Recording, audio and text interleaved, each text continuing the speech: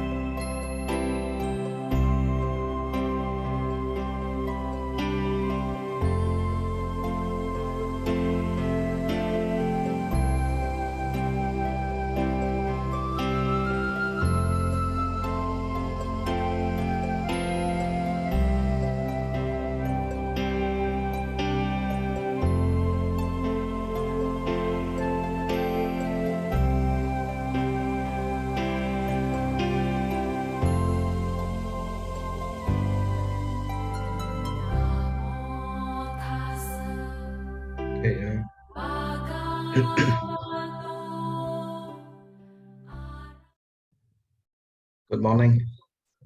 Good morning, brothers and sisters in the Dhamma. Welcome to this AVMC Dhamma Cakka Pavattana Sutta program. So my name is Bucks. I'm your host for today. And let's start by doing puja. Let's start by doing puja before the start class. Let me share my screen.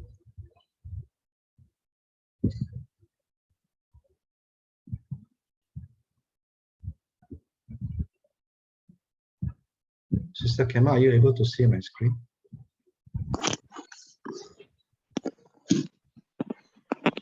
Sorry, brother. But let me. My video, my sound is still sharing. Let me just quickly. Yes, we can see. You can See. Yes, can. Can I check if you can still hear the music? Music no more. The music has stopped. Sorry. Oh, okay. Music has stopped. Cause my side here.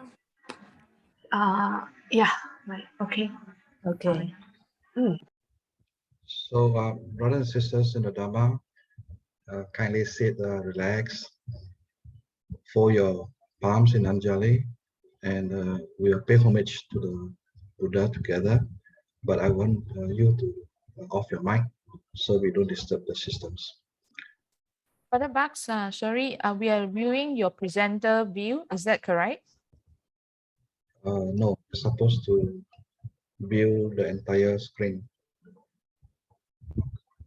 So how do I do that? Let's see.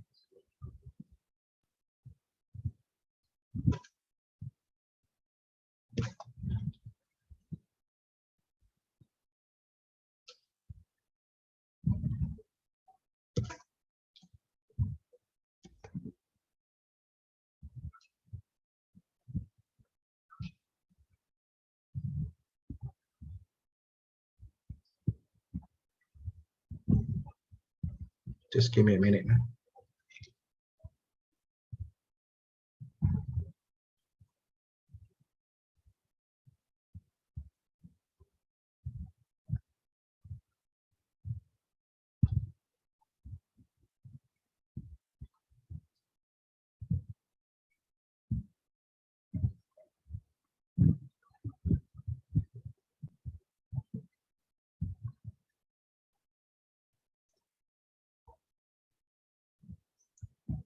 Are you able to see now?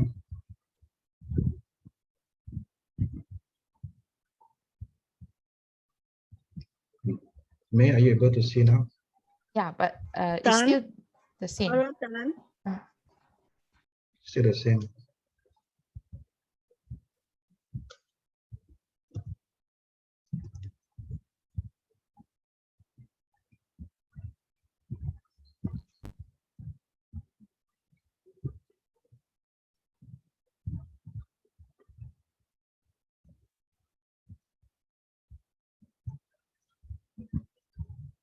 How about now? Is it better? Yes, now it's okay already. Thank you, Brother Bucks.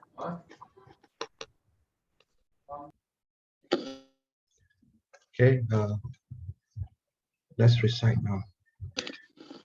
Namo tassa bhagavato arahato sama sambuddhassa.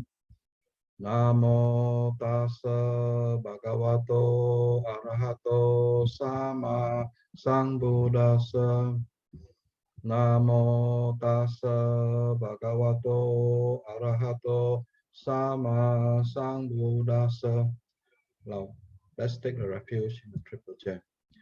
Buddhang saranang gacchami, Dhammang saranang gacchami, Sanghang saranang gacchami, Dutiyampi Buddhang saranang gacchami, Dutiyampi Dhammang saranang gacchami, Dutiyampi Sanghang saranang gacchami, Tatiyampi Buddhang Saranang Gacchami.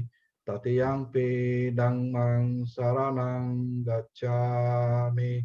Tatiyampi Sanghang Saranang Gacchami. Now let's all take the 5 precepts. Panatipata Veramani Sikkhapadang Samadhiyami. Adina Dana Veramani Sikkhapadang Samadhiyami. Kamesu Michachara Veramani Sikkhapadang Samadhiyami. Musawada Veramani Sikkhapadang Samadhiyami. Sura Meraya Patatana Veramani Sikkhapadang Samadhiyami. Sadhu, sadhu, sadhu.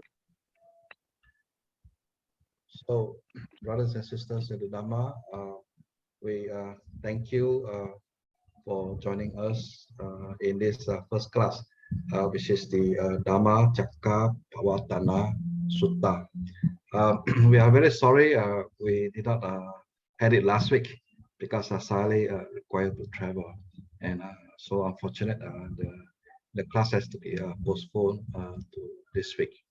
So the Dhamma Cakka Pavattana Sutta,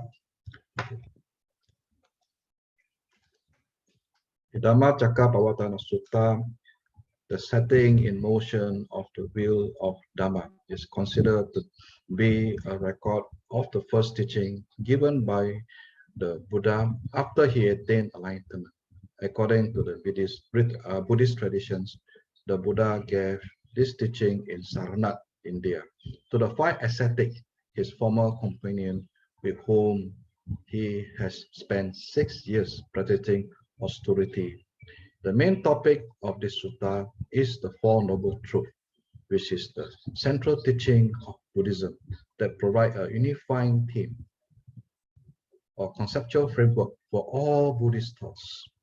This sutta also introduced the Buddhist concept of middle way, impermanence, and dependent origination. So there's so much to learn from this sutta. We have, I think, more than 100 of us here, and it is good for us to learn this sutta because this is actually the core teaching of the Buddha. Whether you are Theravada or whether you're Mahayana or Vajrayana, the teaching is in here, right? And this will be a 4 session. Let me continue. Yeah, this will be a 4 session. Today is the first class, and we'll continue to do for 4 classes every Saturday from 9 to 11. And this is how our program looks like. What happened is we have video, right? So we'll play the video. There are 4 videos for 4 different classes, and each video is almost an hour long. And after that, we will all go into what we call a breakout room. So in a breakout room, there will be a facilitator to discuss, to carry out discussion. So that's why we need you to pay attention to the video, because there are so many things, you know. For example, the Four Noble Truths. So in the Four Noble Truths, is divided into many layers. So we need you to pay attention. Then there's also the Noble Eightfold Path. Yeah, so Noble Eightfold Path one by one. Siley is going to explain, but not in today's class, but in the coming classes. And she will also explain the 12 link in the dependent origination, Paticca Samuppada. And it's very interesting to see the cause of how, you know, we keep dying and born again, dying and born again in this samsara world. So that's why it's very important for us to go through the entire 4 classes. So if you have any program, please try to not to how to say miss this program, because it gives you a direct knowledge from a sutta. That's why it's called a sutta study. And after we have discussion in the breakout room, which is about 25 minutes, then we'll come back into the main hall again. Yeah, this is where Sale will appear. It's about 10:30, right? Then Sale will then take question and do clarification. and expound the Dhamma even further so that we can have an in-depth understanding. So she will then take about half an hour. So that's how we have a total of 2 hours in each session. And I also want to explain to you that we also have a quiz for you. So the quiz also will be released to you after the class. Then you can take the quiz for yourself so that you can have an understanding about the lesson that we have learned today. And then if you can score, that means that you have paid attention, right? Okay, so this is the biodata of our teacher. Venerable Sayala Susila is the founder. Wait, let me.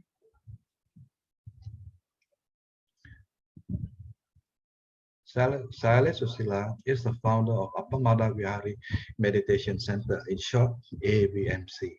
She was ordained in 1991 and practiced insight meditation intensively under the guidance of Venerable U Pandita Sayadaw.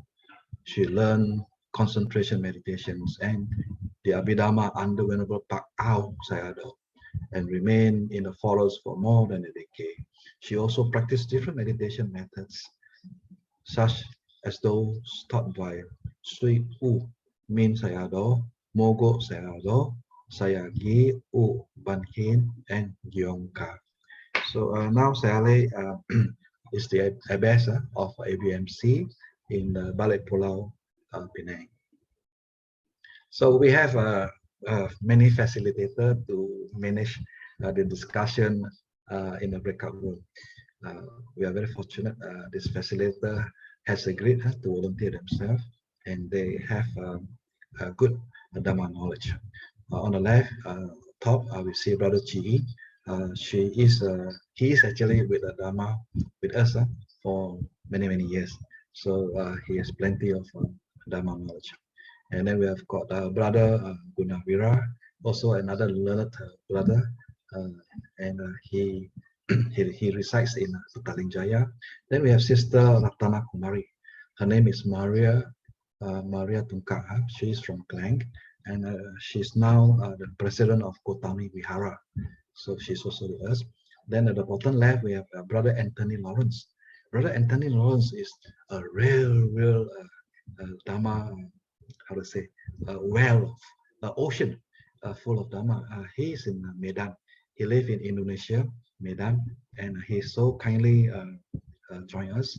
In fact, he's running what we call Abhidhamma study classes, and he's a very popular teacher among us. Then on the right, we have Sister Kema. I'm sure you know her. We run meditation every Saturday night. So she's the host, and she helps AVMC throughout her, how to say, with true sincerity, with hard work. So thank you, Sister Kema. She lives in Singapore. Then the other set of speakers, not speakers, facilitators, Brother Waiken. Waiken is from the Putra Height Buddhist Society, also very learned in Abhidhamma. Then we got Sister Margaret. Sister Margaret lives in Singapore. She was ordained as a Samanari at AVMC. And we have got a Sister Gunasiri. Her lay person name is Sister Mei Liu. She's also a popular Dhamma speaker in KL. Then on the left bottom, we have got Sister Veronica Laksana. She is also another learned person. She is from Jakarta. She runs many events in her society, and she's really a learned person, and she goes around to give Dhamma talk in Indonesia. Then we have Sisters Wimuta. Sister Wimuta also is very active with us. She runs the Dhamma class in Mandarin. Right? Okay, so I think with this, we will now quickly stop share. And Sister Kema, are you able to play the video? All right, so I need everyone to pay attention and watch this video. So if you have any question, you can just put on the chat box.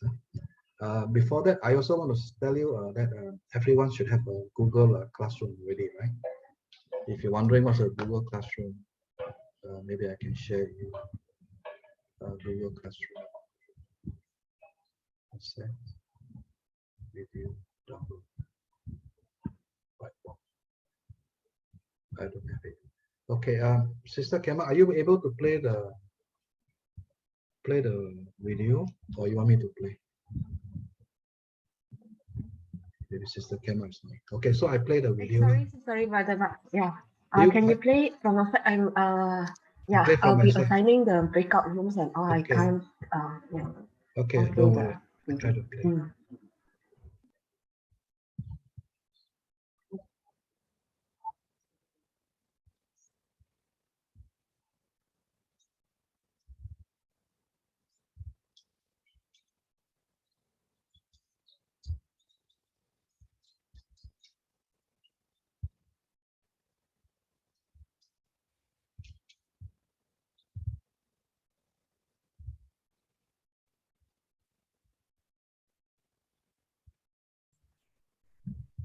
Brother Bugs, there's no sound. Yes, There's no sound. there's no sound. Huh? So I have to go to the Stop. setting, right? Stop share, then you share sound at the left bottom. Left bottom, add a video or mute. Is this the one? Can you see it? Audio setting, right? When you share screen, before you click share, there is a left bottom share sound. How do I go to share sound? Is it at the logo or the, how to say, at the icon of the mic?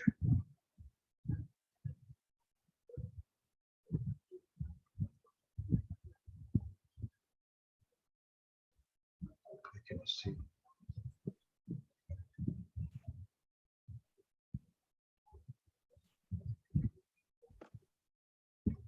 I can Brother see share. Bugs, I can see share screen. when you press share screen, at Yes. the left hand corner at the bottom there, there's one small box there. We have to tick share sound. Who can share?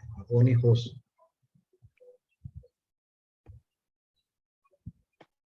Okay, I got it. I got it.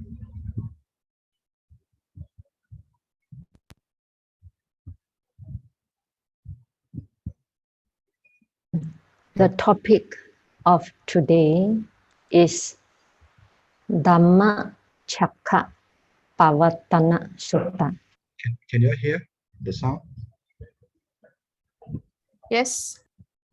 The discourse on setting the view of Dhamma in motion, or the turning the view of the Dhamma.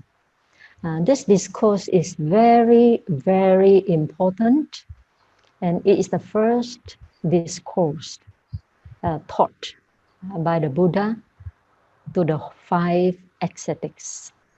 And since then Dhamma is handed down from generation to generation until now. Okay, and this discourse is, you can find this discourse in Samyutta Nikaya 56.11 Sutta. Okay. Okay, so I will start the Sutta, how the Buddha teach. Thus have I heard. AVMC Suttang, thus have I heard. On one occasion, the Blessed One was near Varanasi in the deer park at Isipatana. That's in India. Now the Varanasi is renamed called Varanasi. There, the Blessed One addressed the group of 5 monks. Okay, before I start the sutta, I would like to explain a little bit the background of this sutta. And when Buddha gained enlightenment under the Bodhi tree, then he spent 7 weeks to experience the bliss of the Nibbana. After that, he started to think. Buddha started to think. The Dhamma I experience is very profound. It's very difficult for ordinary person who still have strong sensual desire to understand. So it's better not to give any Dhamma talk, not to teach, not to reveal what I have found, since they cannot understand. Since most people, the people may not be able to understand what I'm going to teach, I better don't teach. Otherwise, I get myself very tired. So that's the first thought that arises in Buddha's mind.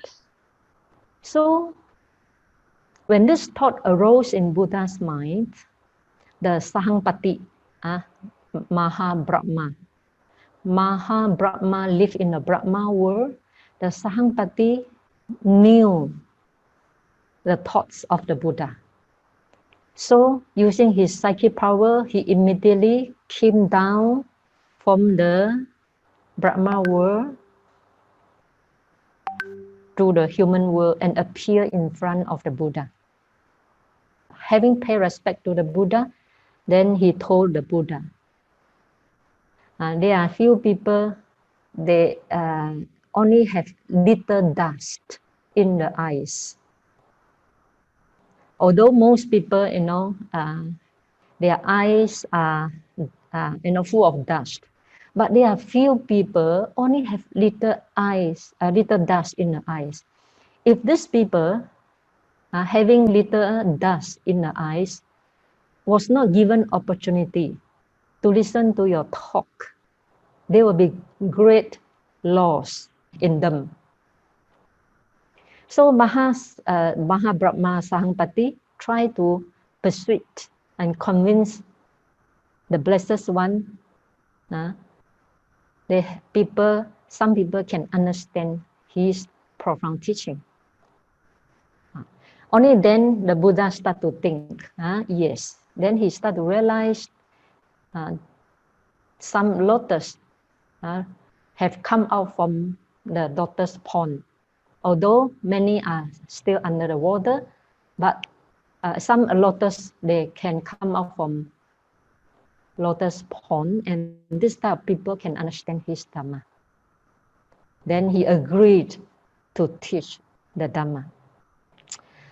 Then after that, he started to wonder, whom should I teach first? Then he thought of his former two teachers, Alala, Uddaka. Alala and Uddaka taught Prince Siddhartha before his enlightenment, before he became Buddha. Alala, Uddaka taught him 8 samapatti, 8 attainment, mean arupa jhana, the immaterial jhana, up to 7 jhana and 8 jhana.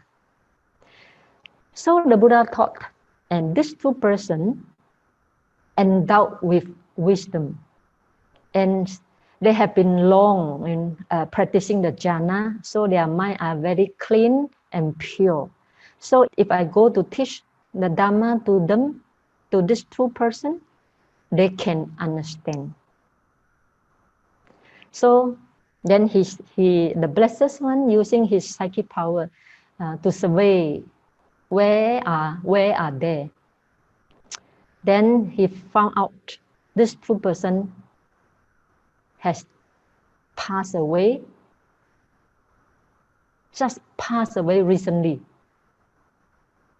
Then Buddha said, my gosh, what a pity, what a pity.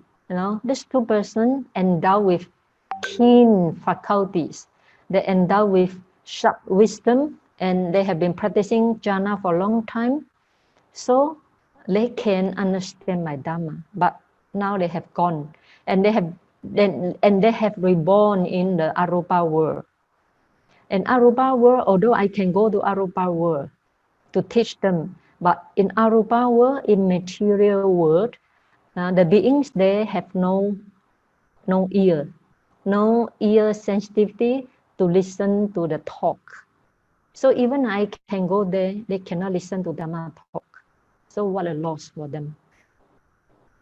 Then after that, Buddha think again, who else can understand my teaching? Then he started to think the 5 ascetics. At that time, these 5 are not yet become monk. But traditionally, we call them 5 monks who first listened to Buddha's teaching. So these 5 monks have served me before. So they have a sharp wisdom. If I teach Dhamma to them, they can understand. Therefore, he decided to teach these 5 monks first. And this 5 monks is now in Deer Park at Isipatana. Therefore, the Buddha walk to Deer Park at Isipatana. And when the Buddha approached these 5 bhikkhu, 5 monks, and these 5 monks first, they thought they should not pay attention to this Prince Siddhartha, because when Prince Siddhartha practiced ascetic for 6 years and practiced so hard, even cannot attain Buddhahood. Later on, Buddha started to take food. And these 5 monks thought the Buddha has given up the practice and started to enjoy sensual pleasures. Therefore, they cannot see any hope, and they left the Prince Siddhartha. And they left Prince Siddhartha because they found that Buddha, they wrongly thought that Buddha had walked the wrong path by eating. Now, they thought eating is enjoying sensual pleasures. Therefore, they left. Then the Buddha, after these 5 monks left him, he tried very hard and attained Buddhahood. Then he walked to the Deer Park in order to teach the first teaching, Dhamma Cakka Pavattana Sutta, to these 5 monks. And when the 5 monks saw they thought he's still ordinary person. When he saw the Buddha approach them, first they thought they should not pay attention to Buddha.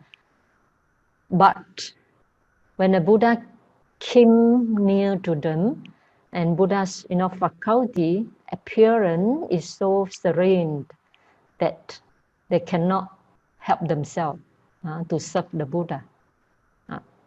And Buddha told them, I have already become Samma Sambuddha. At first, these 5 monks do not believe. And Buddha told them 3 times. When they are completely convinced that the Prince Siddhartha had attained Samma Sambuddha, then Buddha started to give Dhamma talk. Yeah. If they cannot be convinced that Buddha has attained the Buddhahood, they will not pay due respect to the Buddha. They will not listen respectful to Buddha's teaching. If they do not listen respectful to Buddha's teaching, they cannot see, they cannot penetrate into Buddha's first discourse. Therefore, when whatever Buddha taught, whenever Buddha want to give a talk, he asked the listener to listen respectfully, so that the Dhamma can flow into their heart. Okay. So the Buddha the Blessed One addressed the group of 5 monks. There are just 2 extremes that are not to be indulged by one who has gone forth. What are the 2 extremes? Number one is devoted in sensual pleasures, in sensual objects, which is low, vulgar, common, ignoble, unprofitable. So this, what is sensual pleasures? When we talk about enjoying sensual pleasures, then we must understand we enjoy sensual pleasures through the sixth sense and the sixth sense object. The eyes, ears, nose, tongue, body, and mind. And the object are sight or visible object, sound, smell, taste, tangible, and the mental object. So we enjoy sensual pleasure using the six sense bases, come to contact with the six sense object, and then you start to enjoy it. And Buddha say enjoying, devoted, mean excessive enjoy, devoted in sensual pleasures. And Buddha says sensual pleasures is low. Low in a sense is not noble, not superior, vulgar, very gross, and common, practiced by common people, right? Brother Bucks, Therefore, common people, they need to in put their back daily life, the slide, please. their main aim is to enjoy sensual pleasures. They earn money, a correct property in order to enjoy sensual pleasures, right? And this sensual pleasures is also ignoble. It does not belong to the noble practice. Therefore, it's called ignoble. Because when you enjoy sensual pleasures, you accumulate more and more defilement and become more and more ignoble. And also unprofitable. Because the more you enjoy, the more craving you have. The more craving you have, the more akusala karma, unwholesome karma you perform. Therefore, it's very unprofitable. And also, when you enjoy sensual pleasures, your wisdom becomes very weak. Those enjoyment of sensual pleasures weaken your concentration, weaken your understanding, and weaken your wisdom. Therefore, it is unprofitable, especially for a person who wants to walk the path, of liberation. This enjoying sensual pleasures is unprofitable. And why Buddha say this? Buddha said this not by hearsay, because he himself experienced it before he renounced the world. He is Prince Siddhartha, and the king built 3 palaces for him. One is for the use of winter, another one is for the use of summer, another one is for the use of rainy season.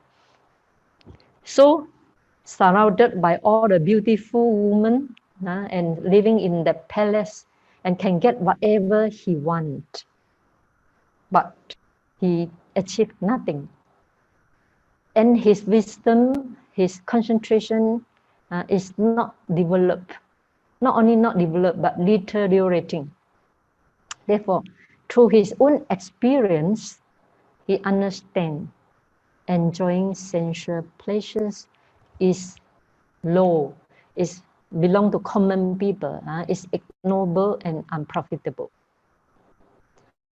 Okay, then another one, Buddha said another extreme is devoted to self-affliction, or called self-mortification. Atta kila matta nuyoga, which is painful, ignoble, and unprofitable.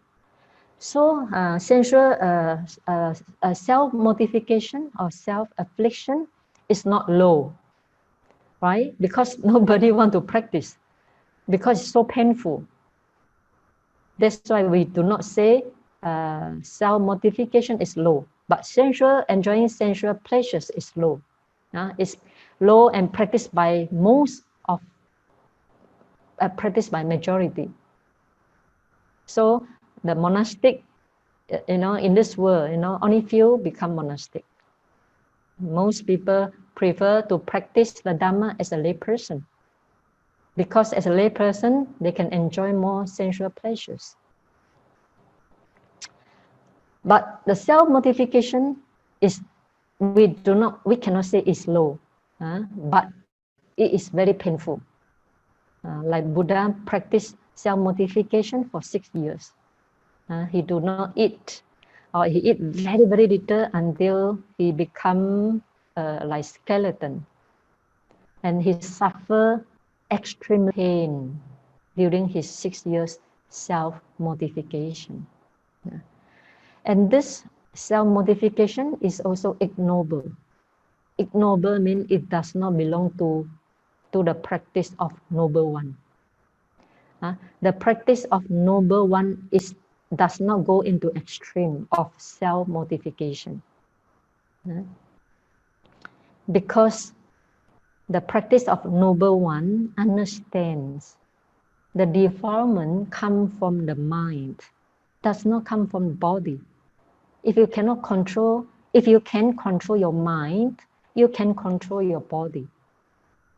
So if you practice self-mortification, you just torture your body, but your mind still have greed, may still have hatred, may still have ignorance. So this is not a correct way. It does not belong to the practice of noble one. Therefore, it's called ignoble, unprofitable, because self-mortification make you completely losing the energy. You have completely losing your strength for further practice. It also weaken your wisdom. Therefore, it is unprofitable. So in the very beginning, Buddha tell the monks, you should avoid 2 extremes. One is not to indulge in sensual pleasures. Another one is to avoid self-mortification. And these 2 have been practiced by Prince Siddhartha himself. Therefore, through his own experience, he understands these 2 are not the correct way. And they are the extreme way, not the middle way. So Buddha continued to say, monks, by avoiding these 2 extremes, the middle way realized by the Tathagata, producing vision, producing knowledge, leads to come to direct knowledge, to self-awakening, to unbinding. This is a very important sentence because Buddha first tell you, enjoying sensual pleasures and self-mortification is called extreme. So you must avoid these 2 extremes. Then if I avoid, what should I do? You should walk the middle path. We call middle way. And Buddha, after avoid these 2 extremes, he start to eat little bit food to gain the strength, to gain a physical strength. Then he start to practice Anapanasati, from Anapanasati up to 4 jhana, and from the 4 jhana he attained all the 3 psychic power. After attaining the 3 psychic power, finally he attained Asava Kaya Vahang, destroy all the things and become the Buddha. So through his own experience, Buddha say, I avoid these 2 extremes, then I walk the middle path. Then finally I realize the way, then that way produce vision, the middle way. The middle way produce vision, produce knowledge, leads to come to direct knowledge, to self-awakening, to unbinding. Unbinding means nibbana. Okay? So this is very important sentence. remind us to check our practice, not to enjoy too much in sensual pleasures, and also not to practice self-mortification. Nowadays, only few people practice self-mortification because it's very painful. But still, some Indian, in India, you can see some people still practice self-mortification. So finally, you should choose the middle way. That middle way leads you to Nibbana.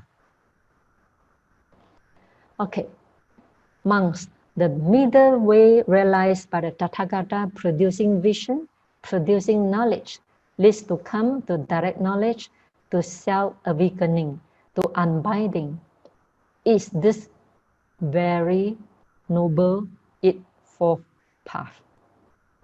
So what is the middle way? Precisely, it is noble eightfold path. Okay, I will explain this when I reach the Four Noble Truths. The Noble Eightfold Path, let us roughly know a little bit. Right view. There are 8. You have to practice this 8. Right view. What is right view? Understand the Four Noble Truths is right view. Okay, and right thought. Right thought, there are 3 types of right thought. Renunciation, the thought of renunciation, the thought of non-evil, the thought of non-cruelty. So right view and right thought is called wisdom training. Then right speech, right action, and right livelihood is called morality training. And the last 3, right effort, right mindfulness, and right concentration, these 3 are called concentration training.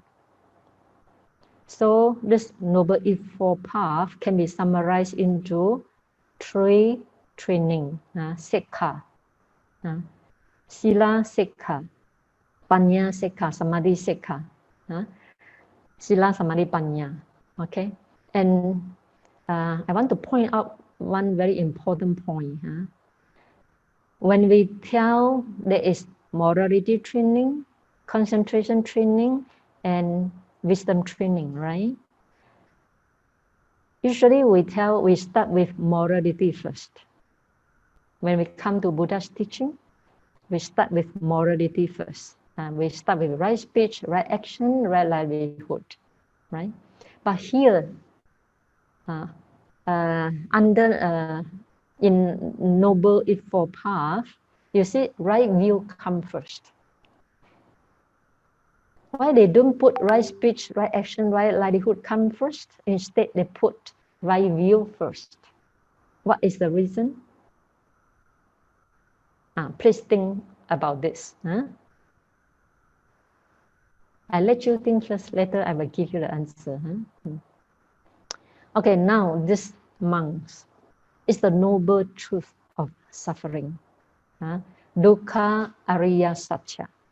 We have to understand a little bit Pali, because certain Pali clearly bring out the meaning.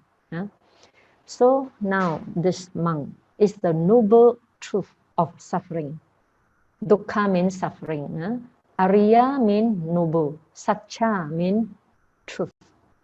So Dukkha Ariya Satya. All this come from the sutta. Now Buddha start to ask the 5 monks. Okay, they put aside the Noble Eightfold Path first. Let us start the Four Noble Truths. So the first Noble Truth, Buddha said, now this monk is the Noble Truth of suffering. So what is the Noble Truth of suffering? Before we understand Dukkha Ariya Satya, let us understand Dukkha, the meaning of Dukkha first. Because the meaning of suffering is not a very good translation. It cannot bring out the true meaning of dukkha. Okay, so dukkha is the combination of duk and khang. Dukkang or dukkha. Dukkang. Duk means bad.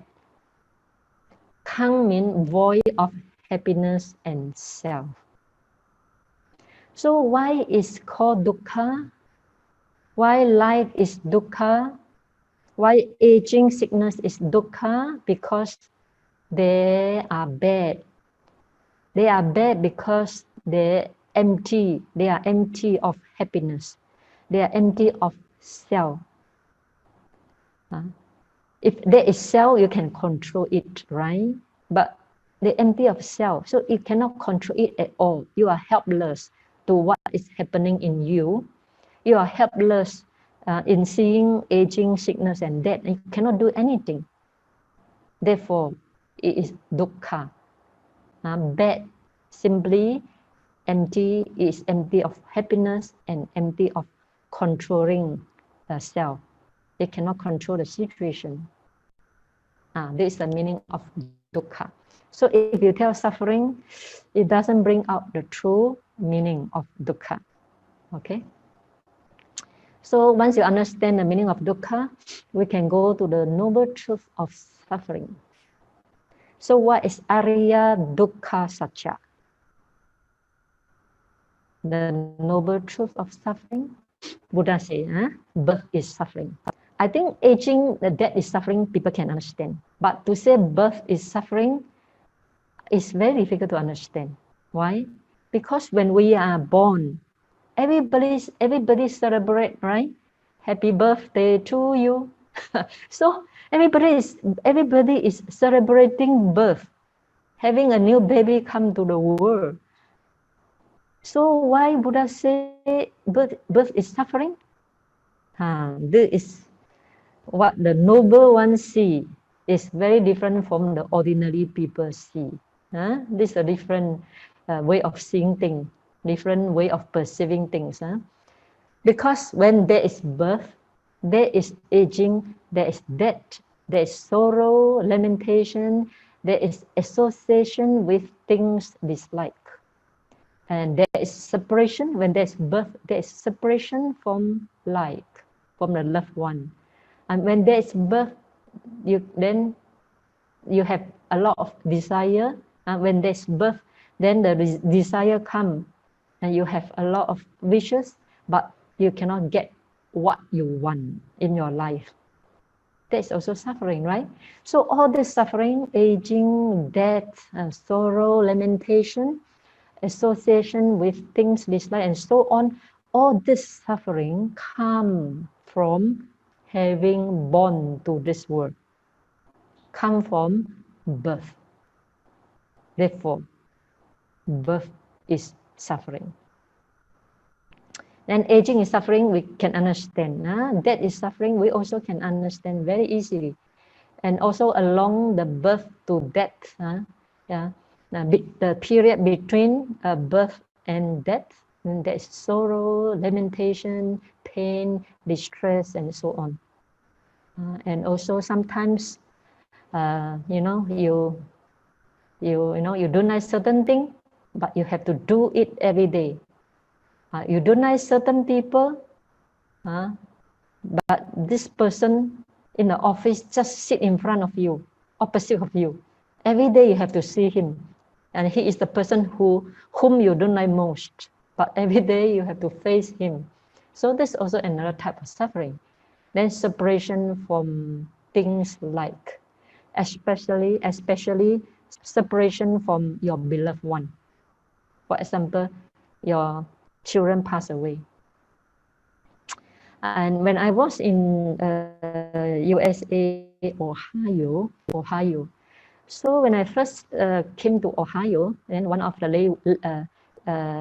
lady received me, and she looks so pleasant, and full of energy, and talking to her, I feel so much pleasant because she's very joyful, full of energy, and full of positive energy. But after 2 years later, I went to Ohio again. And when I meet her, I almost cannot recognize her because all her hair turned to gray. And her face is, full of grief, sorrow, lamentation. And she lost all the positive energy. I completely cannot recognize her. So I was very surprised, and I know something had happened to her. So finally, she told me that her beloved son fly from Ohio to Golden Gate in California and jump from the Golden Gate and die. So the separation from loved one is dukkha. This is what Buddha said, right? If other people jump from the Golden Gate, we may feel sorry, but we don't feel so much pain, right? Because this person who jumped from the Golden Gate is not our beloved one. So the pain comes from where? The pain comes from attachment to the beloved one. Therefore, Buddha always remind us, let go the attachment. Otherwise, you will suffer endlessly due to attachment. Okay, then not getting what want in our life. I don't want for beautiful lady. I don't want to get old. I want to remain youth, young. Can or not? Of course cannot. So you cannot get what you want, then you feel sorrow, lamentation, you feel dukkha. Then like poor people, they wish to get more money, to feed their children, to send their children to university, but they cannot get what they want. So to them it's also suffering. And for the very, very rich people, after he worked the whole day as a CEO or as a highest person and come back to the room, come back to home, in his heart he feels so lonely. Nobody want to talk to him. Everybody just please him without telling him the truth. So in his heart, although he may be very rich, and in his heart he find no real friend to talk to. So to him, it's another type of suffering. So whatever desire you have, that desire cannot be fulfilled, is called dukkha. Buddha say, not getting what one wants is dukkha. Okay. In short, Buddha say, in short, the 5 aggregates of clinging are dukkha. So the in front, the above are birth, aging, sickness, death, and not get what one wants, and associate with dislike, separation from things like or person, separation from beloved. All this dukkha occur because of having 5 aggregates. Without 5 aggregates, birth cannot happen, aging cannot happen, death cannot happen, right? But after having the 5 aggregate, then aging comes, death comes, desire comes, sorrow comes. Then also attachment to the 5 aggregate. When the 5 aggregates change, then sorrow, lamentation, pain all comes. So Buddha say, in short, the 5 aggregates for clinging are suffering. Buddha didn't say that in short, the 5 aggregates are suffering. Instead, he said, in short, the 5 aggregates for clinging are suffering, because these 5 aggregates become the subject of clinging. We cling to the 5 aggregates with desire, with identity view. We think 5 aggregate as myself, with identity view. And we cling to 5 aggregate as mine with craving and so on. Therefore, it becomes the dukkha. When there's no clinging, no dukkha. When there's clinging, there's dukkha. So 5 aggregate become the subject of clinging. Therefore, it becomes the dukkha, become the dukkha ariya satya. Okay? So now we go to the meaning of 5 aggregates. because that is the noble truth of suffering. We have to thoroughly understand the noble truth of suffering. Only then we can escape from suffering, right?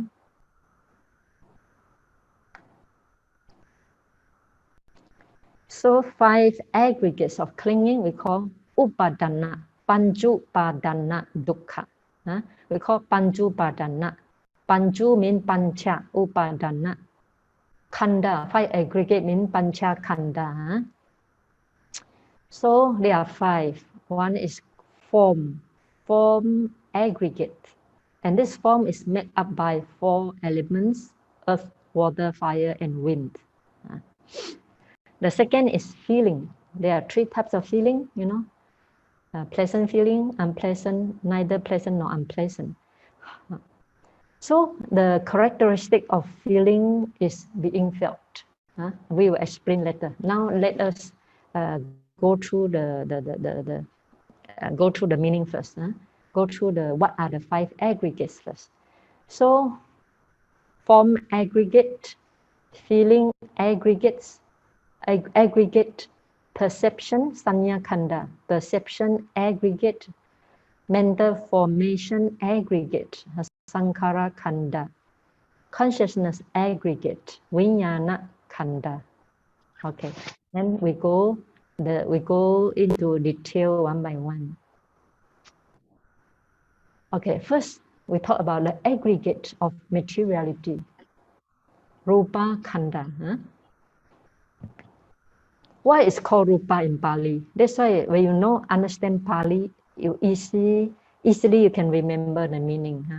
Rupa is so called because it is deformed, oppressed, broken by adverse physical conditions such as heat, cold, wind, sunburn, hunger, thirst, poison by flies, mosquitoes, snake, and so on. So this physical body, rupa, why it's called rupa? Because it keeps changing. It's deformed, changing, and oppressed, and always broken, changing and broken by all this changing of the weather or changing of the condition. When the condition change, the rupa change, and constantly change, because the physical condition outside condition external condition keep changing, therefore the rupa is keep changing. So this is the meaning of rupa. And there are 2 types of materiality, or called form. Number 1 is called mahadhatu, the 4 great element. We call mahadhatu. The 4 great element: earth element, water element, fire element, and wind element. Now, I'm not going to tell you detail each element. Otherwise, I cannot finish Dhamma Cakka Pavattana Sutta. So you go and find out yourself when after retreat. I have many talk about 4 elements. And the second is called 24 derived materiality from these 4 elements.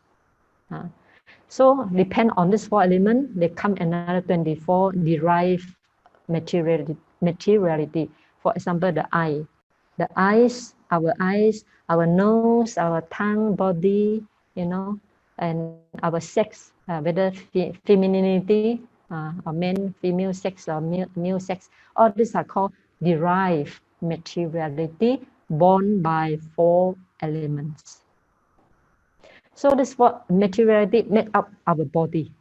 Another way of saying, our body is composed of the 4 elements and the derived materiality. That's all. Okay.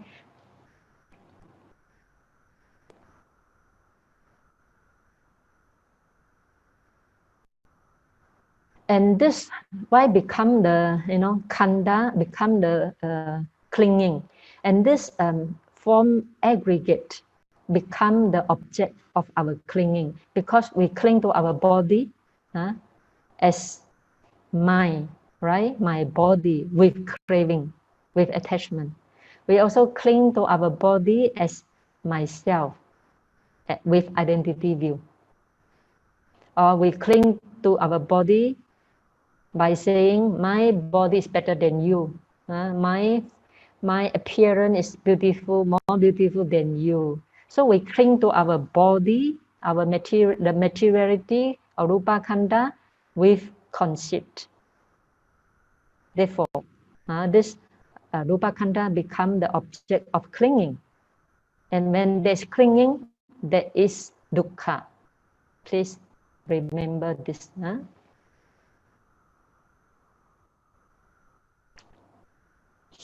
Secondly, feeling aggregate, Vedana Khanda. Feeling has the characteristic of experiencing the desirable and undesirable aspect of the object. So they say when you eat durian, most people like durian, especially Asian people. So when you eat durian, who experience the desirable aspect of durian?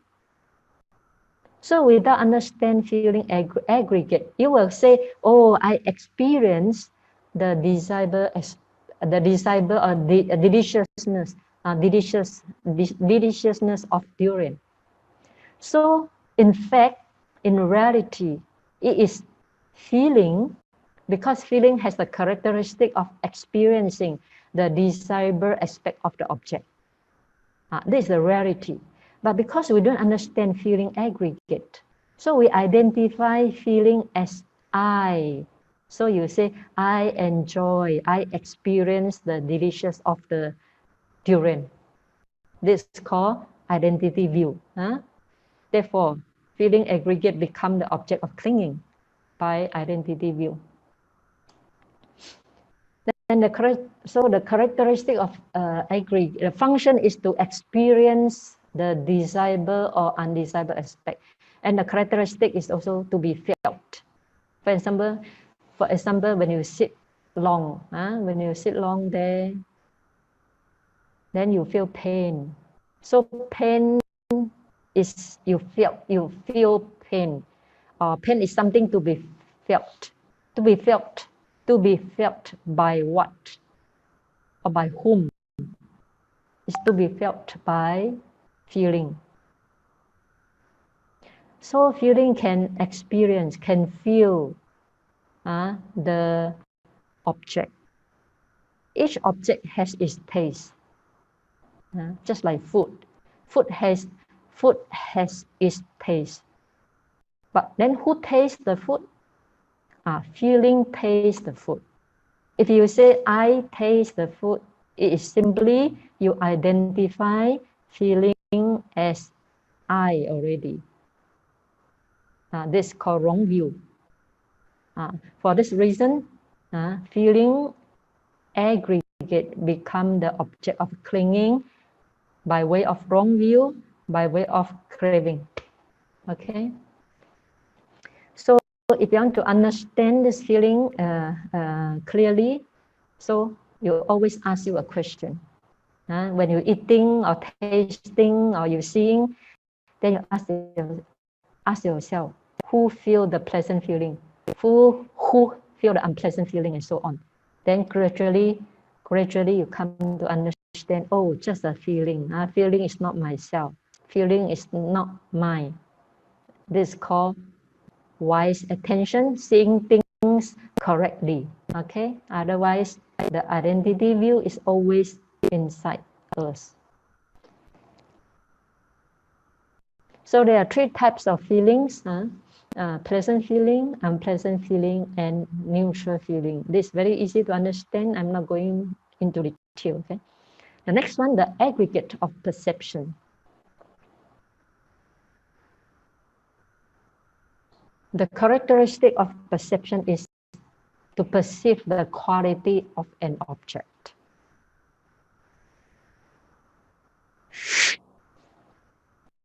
When you see, let's say, when you see the elephant, when you first see the elephant, elephant is very specified or very special, particular quality, right? For example, his long trunk, his four very big, like a trees, 4 feet, very big, huge, and his ear, the 2 big ear like fan. So all these are special quality of the elephant.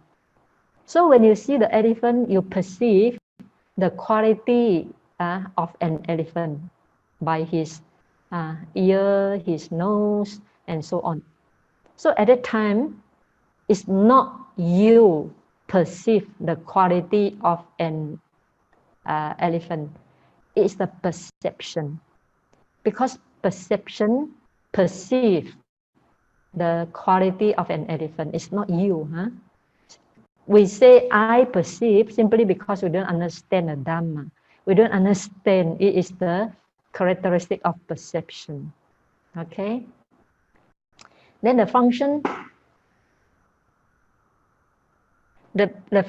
of the perception is to make a sign regarding those qualities to enable recognition of the object in the future. So when the first time the perception perceive the quality of an elephant, he remember already. He keep that memory in the heart. Then next time, when he see any object have that special quality, then he can recognize, oh, this is an elephant. Because previously he make a sign for letter to recognize it. This is elephant. Only then we can recognize our friend. We can recognize, oh, this is my father, this is my brother, this is my friend. Without this perception, we can't recognize anything at all. Then we cannot work, we cannot live in this world. Because you cannot differentiate who is who, right? You cannot differentiate table, you cannot differentiate this is like a tree and so on. Therefore, the world will be in confusion in you. If there's no perception, no, your mental is in confusion. Okay? So this is the characteristic and the function of perception. Then the next one, the aggregate of formations. The characteristic is perceive the quality of an object.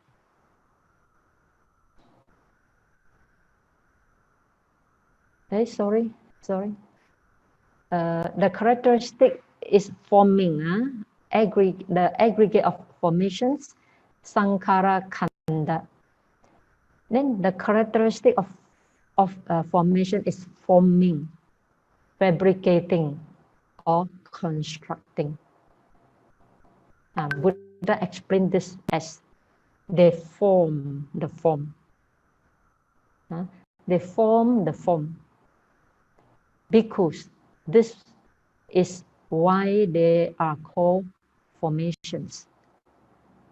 So they form the form. The second words of form is 5 aggregates or the condition. They form the form. They form the 5 aggregates. Therefore, it's called formations. So anything are formed due to condition are called the form. Okay. And the function of formation is to accumulate karma, whether it's through bodily, verbally, or mental action.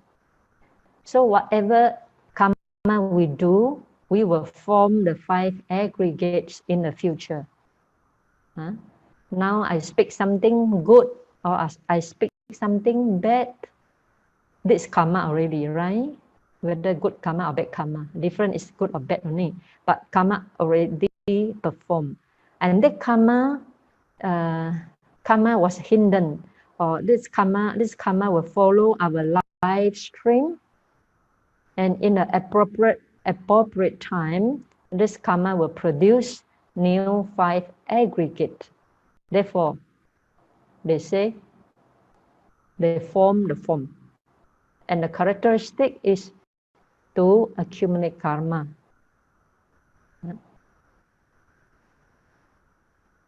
Intention, our intention is the chief of the aggregates, the aggregate of formation. Our intention good or bad, this is called the head of Sankhara Khanda. The last one, the aggregate of consciousness, Vijnana Khanda.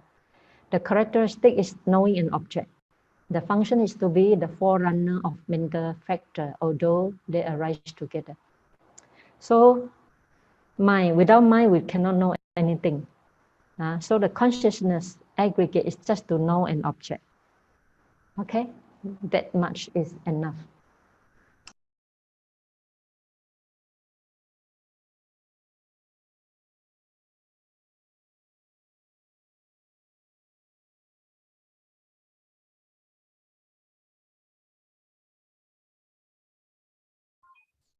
Brothers and sisters in the Dhamma, I hope you have grasped the first class expounded by our teacher. So we are going to go to the breakout room now. There, in fact, we have actually created some questions for you. I will leave it to the facilitator to simulate the discussion. You have 25 minutes to do so. Okay, Sister Kema, you want to send everyone to the respective class?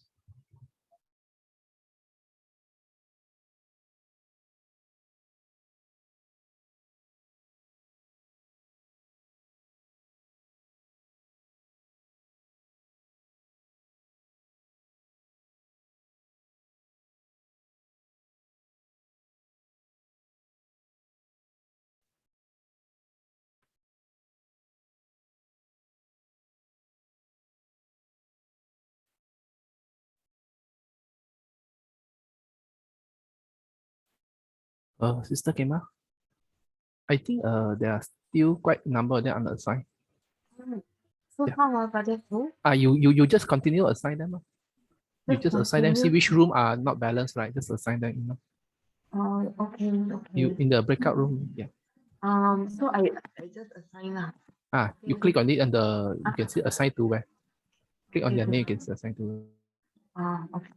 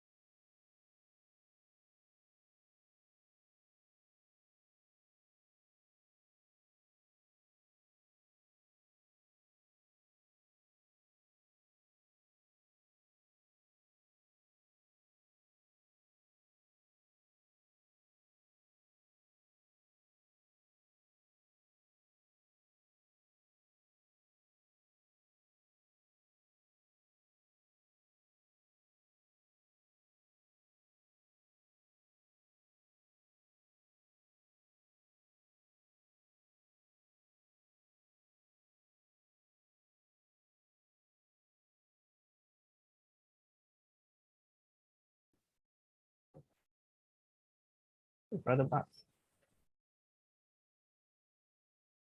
Main room now. I saw you. You also have you have another view in room 2, right?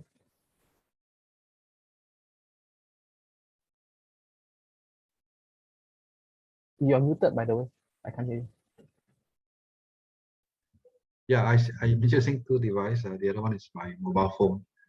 So that way I can see the screen. Oh, okay. Also, you're just going from room to room, is it, using that mobile phone?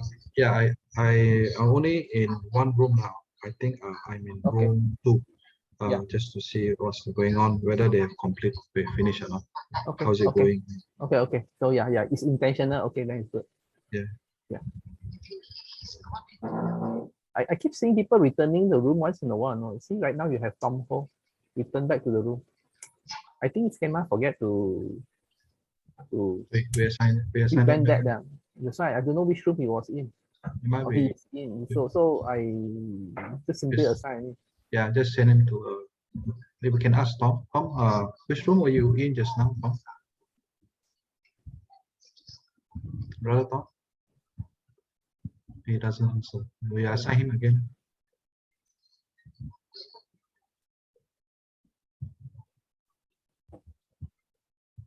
Sir, Tom, yeah. Which room were you from just now?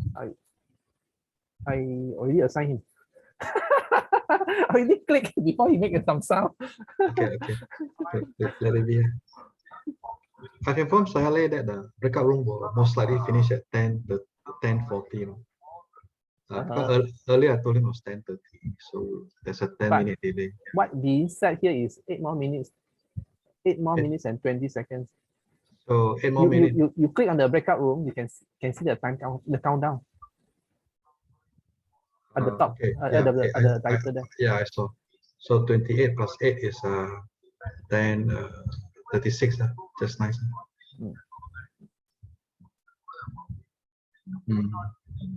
So when you see Sally come in, you give me a hint, no?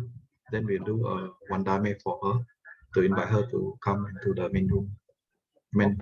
To announce her presence. Okay. But she will come after everybody return, right? Or before? I told her to come at 10:40. Okay. Yeah. So when everybody comes first, then she will appear. Okay, can. But we don't know. We don't know Sister Kema is exactly the host, no? Sister Kema need to make her co-host in case if anything to share, but probably nothing to share, right? You got nothing to share. She got nothing to share, right? So okay. She don't have anything to share. She will just follow your discuss. slides, right? Your slides or your whatever thing. Yeah. She'll follow my slide. Okay.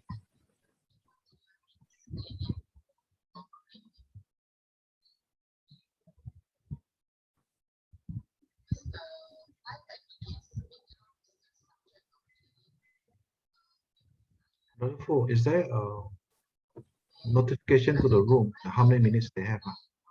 No, I think. Can we? But I think I can't see the backup room setting anymore because once the backup room assigned or open, we can't change the setting anymore. So I'm not sure what was set before that. Sister Kema was the one who did the setting. Normally you can put a time countdown time after a certain minute, right? Let's say 3 minutes before it end, show a countdown timer or 1 minute before. Can you do a broadcast message to all rooms to let them know roughly how many more minutes they have, so at least they can control. Can, but you announce to all the rooms to say, okay, now we have 5 minutes or it's through the chat, I think. Yeah, through the chat. I don't think I can broadcast. Okay, can broadcast message to all. Okay. You don't mind to broadcast for us? Okay, 5 minutes. Yeah. When 5 minutes, I announce one, then. Yeah, then 3 minutes another. 3 and 1. Okay. 3 minutes, then 1 minute. Okay, sure. Thanks. Just thought there was one doctor came in. Yeah, I don't know why he suddenly got assigned. Then he got back. He then disappeared. I don't know. I didn't assign him. People are all still new. So we have got about some class got 13, some class got 20. Room 2 got only 13. And room 3 has got 20. So the assignment is not even. Room 1 got 18, room 4 got 17. Quite okay.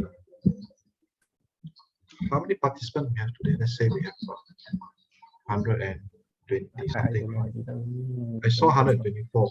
If it's 124, I divide by 7 faci. Each faci should have 18. The room 2 is the smallest. I don't know why. Only 13 there.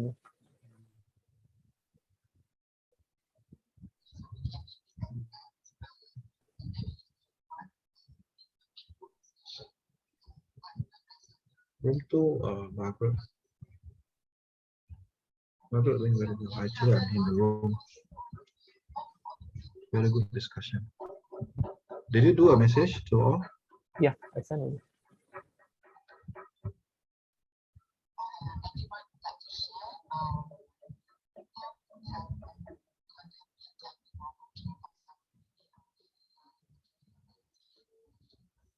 You did see a message, by the way. You have the second self in room 2, right? Did you see the message? Yeah.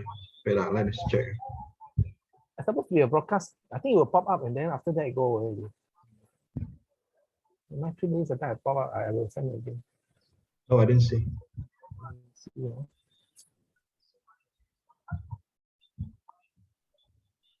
The broadcast not that good. Nobody see it. Nobody notice. So I send in the chat instead. We'll try again.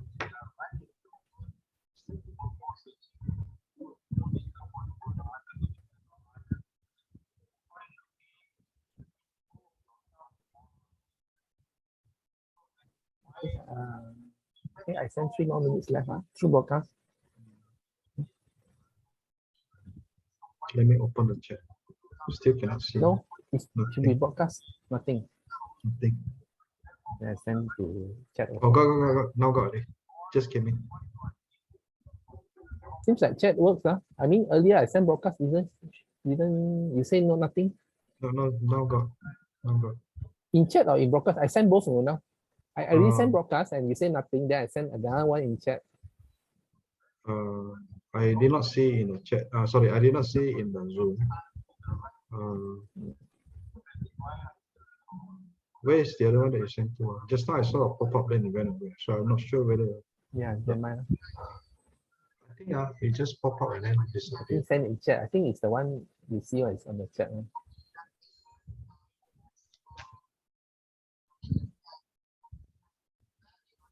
I saw in a group chat. I don't think. I'm not sure if people can do. Perhaps can. In the chat, I think it's better because I think in chat it will pop up everybody's pop up to everybody's screen.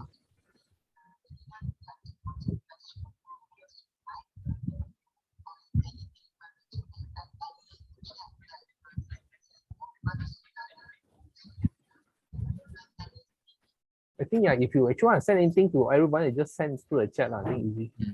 Yeah. Whatever you want to send. So I'm going to off the. Is leave it. No. Earlier I was thinking to leave the room too, but I leave it so that I know the movement.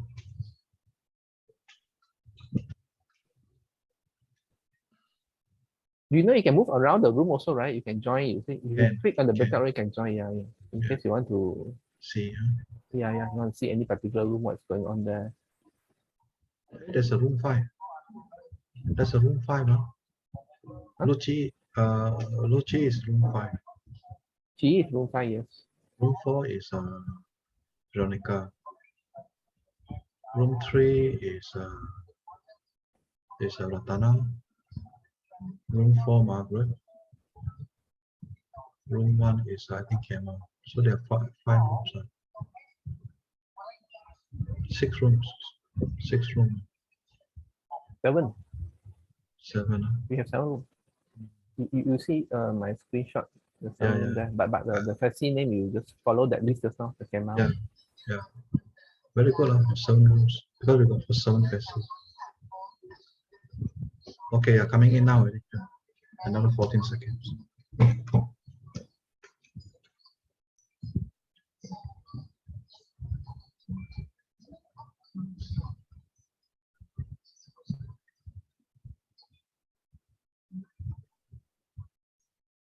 It pop up, times up, close down. I click close down. Mm. Or you can click also. I think you should see also. Right? Yeah, I leave now. Yeah, okay.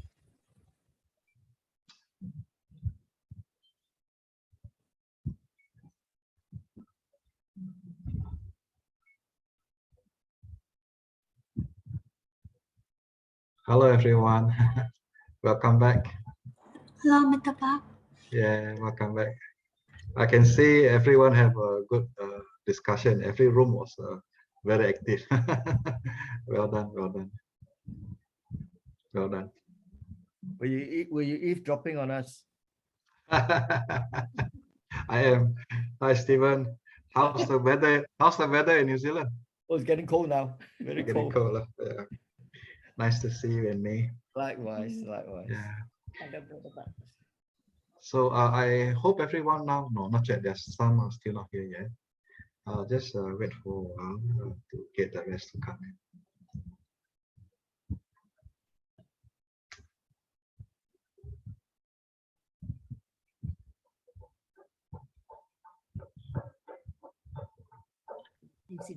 What about I haven't got my volunteer to answer questions just now. Yeah, it's okay. It's okay. We have quite a big group today. We have got 124 participants. So I think we can get other groups to come in. Sister Gunasuri. Yeah. Brother Fu, when you see Saleh in the room, please give me a hint so that we can do one dame to welcome her to the class, and we can conduct the question answer together with Saleh. Yeah, sure, no problem. We will expect her to come in about 10:40. Hopefully she be. Sister Suryana is here from Canada. Sister Suryana, selamat petang. Sister Suryani, right? Suryani. Yeah. Yeah. Nama Buddha, Brother Bucks. Nice to Yeah. see you again. Nice to see you. What time is it now in Canada? It's 10:40 p.m. At night. Pretty late. Nice to see you here. Nice to see you. Sister Veronica is also here. Yes. Apa kabar? Baik. Kabar baik. Thank you. Kabar baik. Brother Bucks, we have Yes. no question, but we have discussed all 5 questions. Oh, very beautiful. Very active group. Yes, good. So this is called a sutta study. So it's good for people to grasp, especially this first sutta. The first sutta is very important, right? That keeps the Dhamma, started the Dhamma in motion. And with this core teaching, that is proud into many teaching. So if you understood the mind mapping, then you start off with the Four Noble Truths, then you go, you map around. So the Buddha spent 45 years to teach, and everything that he taught falls back onto this Four Noble Truths. So that's why this Four Noble Truths is so important to us to understand. Okay, we got 114 people. There'll be another one more class. Let's wait for one more class. So Max, can I just share what we some takeaway just now? Yes, I think yes. we have a sister, Lai Chan. She is joining us from hospital. Doing her treatment, and she is very timely. I mean, coincident that we are sharing the contemplation of the 5 aggregates of suffering. So she is able to share that although she's having physical suffering in hospital, but her mind she's doing contemplation and mindfulness, and her mind is undisturbed, and so it's very inspiring that she's sharing that to us. So do you think we can invite her, Sister Lai Chan? Yes, yes. Maybe Brother Bucks, Sally is yeah. in. Saleh is in. Ah, Oh, okay. Okay. Mhm. Saleh, Namo Buddhaya. Are you in the class?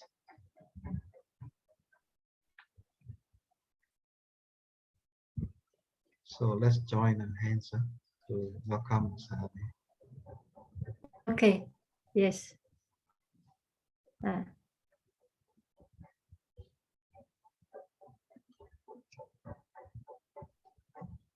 Okay. Is it my turn? Not yet. We have to do a Wandami for Saleh. So, brothers and sisters in the Dhamma, let's welcome Saleh to the class. Let's fold our palms and we'll do the Wandami. Okasa Wandame Aya Dutiyampi Okasa Wandame Aya Tatiyampi Okasa Wandame Aya. Sadhu, sadhu, sadhu. Share so we can see Saleh. Saleh, you're here. Nice to see you again, Saleh. Yes. Today we have got about 124. Broke up into 7 classes, and they were very heavy discussion. I can see many things has been discussed, and maybe perhaps we want to inform Saleh there is a sister by the name of Lai Chan. She actually joining us from the hospital, and she's able to contemplate the 5 aggregate. Do you think Saleh is a good idea to call her out to share her experience once again? Is it okay, Saleh? Also, of course. Please continue. I can listen. Yeah. So, Sister Lai Chan, are you here? If you don't mind, can you share us your thoughts, the experience you had with this the 5 aggregate? Please proceed. Unmute yourself and.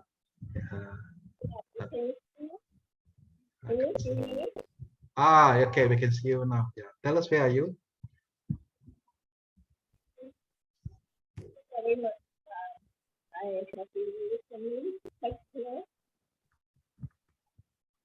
Yes, we can hear you now.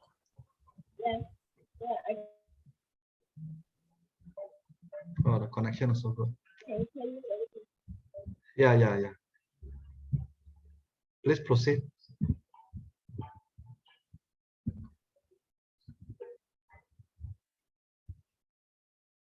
Sister Lai Chan, please proceed.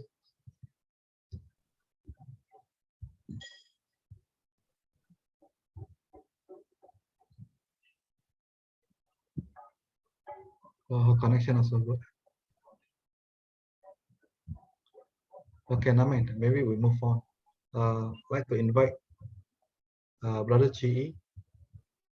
Brother Chi, are you there? Yeah, Brother Bucks. Yeah, can you kindly Sure. Yeah. proceed with your first question? Yeah. The first question is about what is sensual pleasure? Why Buddha says devoted in sensual pleasure is low, vulgar, common, ignoble, unprofitable. So we have Sister Boy Huiling in our group. She helps record all the inputs for our group. So I would like to invite her to share what we discussed on this question.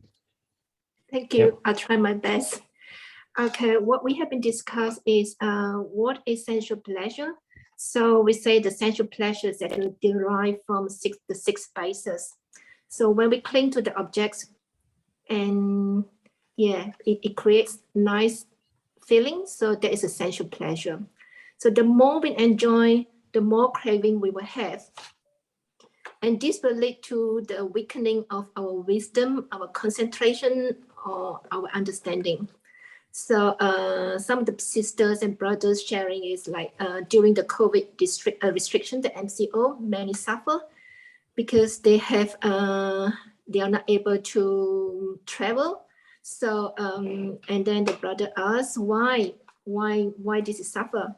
You say, how do we suffer through our eyes, ears, and nose? What are the pleasure that we get from these 6 spaces? Like from the eyes, we can see beautiful scenery. From the ears, we can hear pleasant music, sound, or, you know, praising words from others. And when someone agree with our ideas, we feel good. I mean, yeah, we feel good because to the ears, we can hear it. And from the nose, one of the sisters shared that she can smell something nice cooking from the kitchen. So this is all the sensual pleasure we get. And why is it low? Is it low? Again, it says that it is not superior. The more we enjoy, the more craving we will have, and then it actually helps to accumulate our defilements. And this is also will make us, this is also our difficulty. It will be our difficulty to keep or observe the 5 precepts, mainly due to our clinging to this sensual pleasure. And also because it is impermanent and will make us to keep chasing after this sensual pleasure. And this sensual pleasure is also one of the 5 hindrances for our concentration. So why is it common? It's common because it's after by many people, and that's why only a few people would become the monastic, as Susila mentioned. And you know, not all the people or not many people will join the monastic because we can't let go of a sensual pleasure. And this all is actually experienced by the Buddha's own experience. So when his father gave him all the privilege or all the, like give her all the built the palaces, yeah. Luxury. And later he himself found out that these are unprofitable. Yeah. So yeah, basically this is what we discussed for the question number 1. Thank you. Thank you, Sister Wei-Ling. I believe you are from Australia, right? Yes, very good. Yeah, that's very good. So, Saleh? The sharing is very good. Excellent. Thank you. Sadhu, sadhu, sadhu. Sadhu. So, Sister Wei-Ling get an A. Our teams are very active. All the sister and brother, they share a lot. I learn from them as well. Thank you. Thank you. Very good. Okay, so can I invite Sister Gunasiri to ask the next question? Tukihotu, Saleh, and brothers and sisters, I'd like to share my slide here, where we were discussing about our questions on the second question.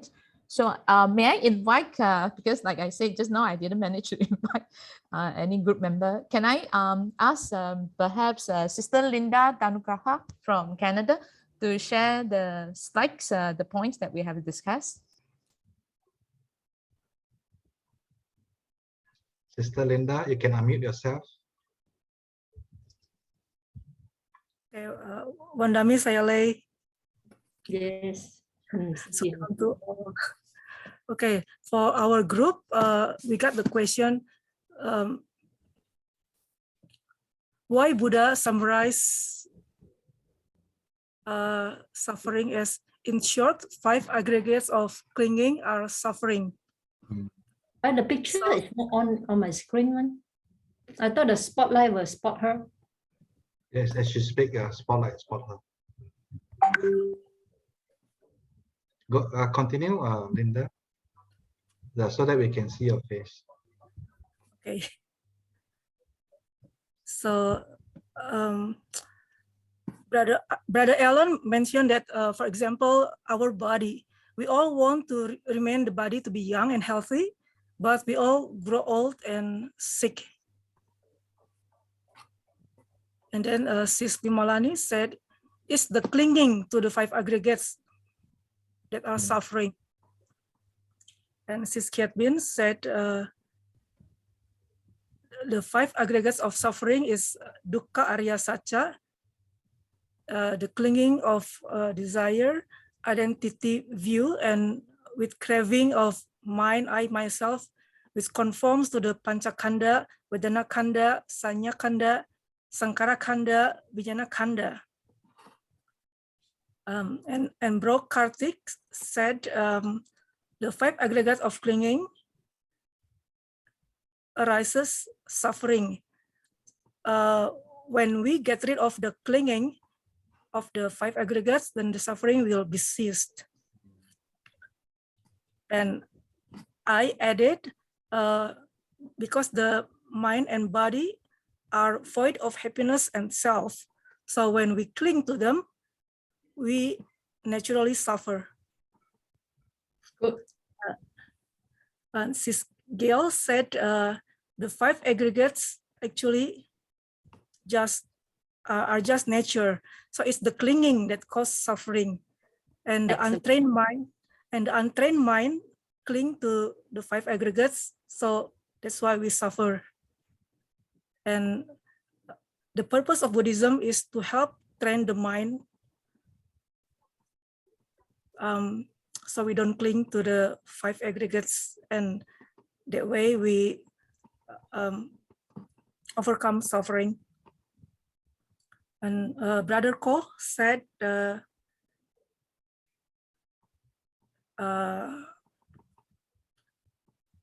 the birth, the death, and the aging.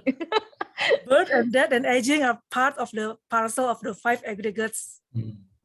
And it's the nature of existence, and the sorrow, the lamentation, etc. are the clinging. So the clinging is the cause of suffering. And finally, Brother Naxons said the suffering is due to I and want, which means the view of self and the desire. So therefore, when we train ourselves to eradicate the identity view and desire, we overcome suffering. So that's all from our group. Good. I think your understanding is good. Important is understanding. Now the understanding must be correct. Thank you, Sister Linda. Oh, well done. Yeah, Sister Linda also from Canada, right? Yes. Yeah. Okay, thank you. So I want to call the third group now. Sister Ratana, if you don't mind, you read the question. Pandemi saya lay and Sukihontu to all the Kalyana Mitras. We are from group 3, and the question 3 is why right view is the foremost in Noble Effort Path, and why it is the most important among the 8. Sister Archana from California is so kind going to present the questions from group 3. Thank you, Sister Archana. Thank you, Sister. Vandami Sale, it's wonderful to see you. And we are so fortunate to attend to this sutta. Thank you to you, and thank you to all the organizers and the team. So the question's answer is we all decided. Thank you to all the sisters for adding their valuable thoughts. So the samadhi, the Pali word of right view is samadhi. That samadhi is the first factor of the Noble Eightfold Path. And it is extremely important because it gives us the clear understanding, the right view of all the 4 Noble Truths, which Buddha had perfectly explained. The first one, that there is suffering, dukkha arya satya. The second, its cause or the origin of suffering, which is the craving, the clinging to pancha upadana, to all the aggregates, the 5 aggregates, the form, feeling, perception, mental formations, and consciousness.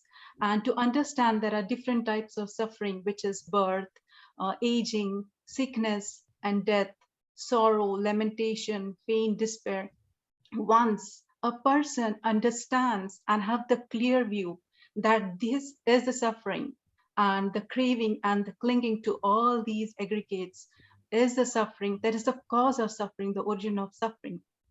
And when a person understands the 3rd Noble Truth, which is the cessation of suffering, when you let go of the attachment, when you let go of all these aggregates which you think that this body is yours, this feelings, perceptions, this is all yours. When we let go of that wrong view of the wrong view of self, the michhaditti, the sakkayaditti, when you let go of all those attachments and you understand that how you have to work of letting go of all that so that your suffering could be ceased.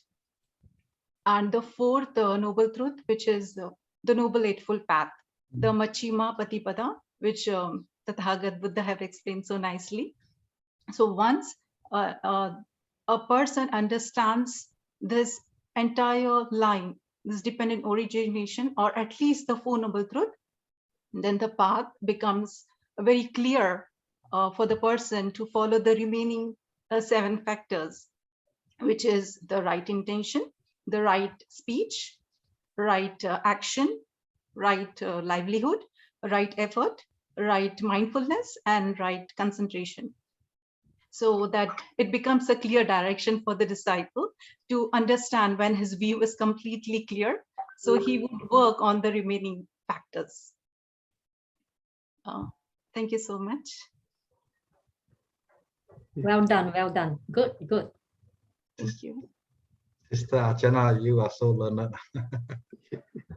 Thank you so much, brother. Yeah. So we have got 3 students from Australia, from Canada, from California. What happened to the Malaysian? So can I call Brother Chi once again? Brother Chi, if you don't mind, can you share us one more question and from your room also? Yeah, sure, Brother Bucks. I think we also discussed question number 4. The question is, how can we contemplate the noble truth of suffering in our daily life or during meditations? I would like to invite again Sister Boy to share with us the outcome of our discussion. Thank you, brother. I thought Brother Buck saying that we would like to invite someone from Malaysia. So I don't know whether any one of you or you want me to continue. I think you can go ahead. So it's okay. Yeah, it's just a short discussion because of the time restriction. So, but the sister given some very nice point on this. How do we contemplate the fourth noble truth of suffering in our daily life or during meditation? And what the sister says that she observed this when her elder sister having COVID, and she was coughing badly, even with blood. So her health is deteriorate, and she can see the suffering in her. Another example is that when one of her friends trying hard to conceive, and her friend is actually living in Myanmar. So she couldn't understand why people still want to bring life to the world. Like, we talk about both is suffering. So yeah. And another sister discussed about meditation. And her sharing is that sometimes she has good sitting and sometimes she doesn't. So when she tried to depersonalize it, then it found that it's beneficial. And another sister add on saying that there's no such thing as a good sitting or a bad sitting. We need to look at the root cause. Say it's actually due to our expectation. When we expect something, when we expect to have a good sitting, then we're bound to have some unpleasant feeling. So, or you're saying that suffering. So, so it's very important to observe. Are we actually expecting something when we do our sitting? Another sister sharing is that the pain, she observed pain. We notice the pain during the sitting. So say if you're able to notice pain, it's actually a good sitting. We should consider it a good sitting because we are we're in a position we are able to notice the pain. So all the sufferings actually come from our mind. It's not from the physical. Thank you. Sadhu, sadhu. Thank you, Sister Linda. Okay, so I think we can have one more question before we invite Sale, to expound the Dhamma further. So can I call the other facilitator from other rooms if you have anything to share us? We have other facilitator, like for example, Sister Veronica. You say your class is very active. Maybe you can share us. Sister Veronica. Yes. Dhamma Sale.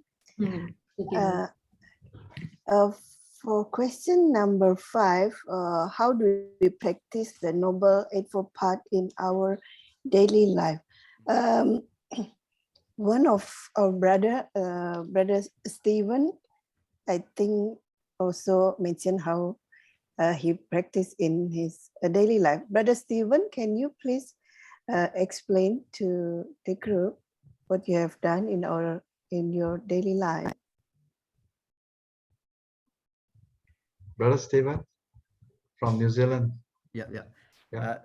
Sukihon to everybody. Hello, Sale. Good to see you. Yes. We are a retired couple, May and Stephen from New Zealand. We do a fair bit of meditation every day, but the fact that we try to improve ourselves on the wisdom part of right intention, Samma Samkappa, and we try to do a lot of things like renunciation. Because we're retired, we don't really need a lot of funds to live. So we do a fair bit of donations to all the charitable organizations in this country and to some of the monasteries in Malaysia and Canada, and also make effort to donate things to the food bank every week. And that's how we try to renounce. And by showing non-cruelty, we care about the people around us. We try to look after some elderly people around our house. And when we walk, we try to look after the other people who walk on the path by clearing debris whenever we can, or pick up broken glasses when we can see them. Even the getting rid of the earthworm who are struggling during a rainy day on the concrete path, we pick them up and put them onto the grass. So we always think that we were one of them before, and we hope, we don't really want to go through that again. So loving kindness, showing of loving kindness is important to us. That's all I want to share so far. Thank you, Brother Stephen. Such a beautiful story that you have shared with us. Thank you so much. So now I think it's time for us to invite our teacher, Sayale, to make some comment and also to expound the Buddha Dhamma. Sayale. Okay, first I rejoice in Stephen's merit, Stephen and May's merit. This is called put the Dhamma into practices. That is very great. Sadhu, sadhu. I think I'm very satisfied with all your presentation. The most important is the understanding. When you understand well, then you practice well and practice correctly. If you understand wrongly, then your path will be wrong. Therefore, I emphasize so much right view in our life and in understanding the Buddha's teaching. So in this sense, I just want to say Mahasadu to all of you. I think all of you are very mature and receptive in receive this precious teaching of the Dhamma. So apart from rejoicing, I have nothing to say. And it's beyond my expectation that you can perform so well. Sadhu, sadhu, sadhu. Thank you, Sally. So hopefully next week we get some Malaysian to answer. Today we get people from all over the world except Malaysia. So hopefully in the next class we get more people to come out to do the sharing. And I think it's time for us to close today's session. So we will do the transfer of merit. I'd like to share my screen.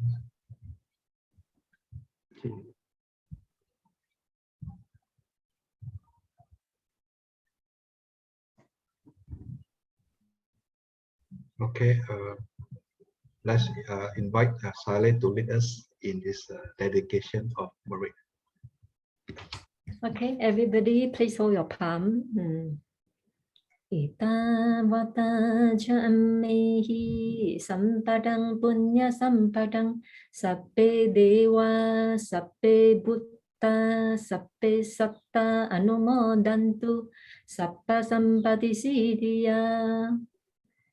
Akasata cha itang me punyang nippanasa pachayo hotu mama punya bagang sabasaptanang bajeni te sape me samang punya bagang labantu sadu sadu sadu. May all of you be well and happy and continue to progress in the Dharma. Thank you, Sally.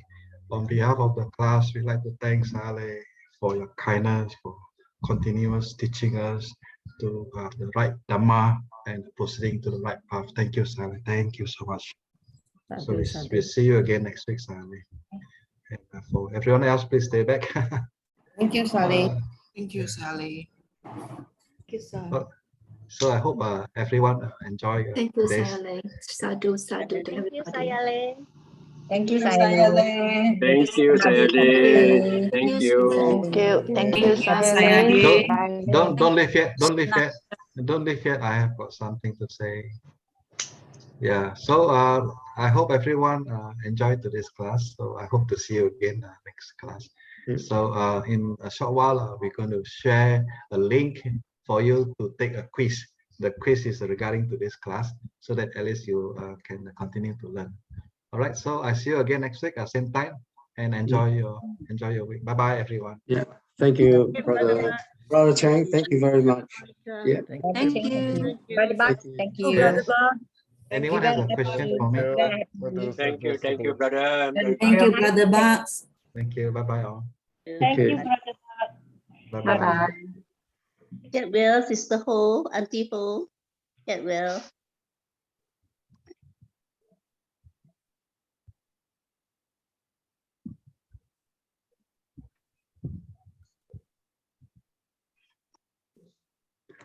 Come on, họ là冇班。今晚可能冇堂。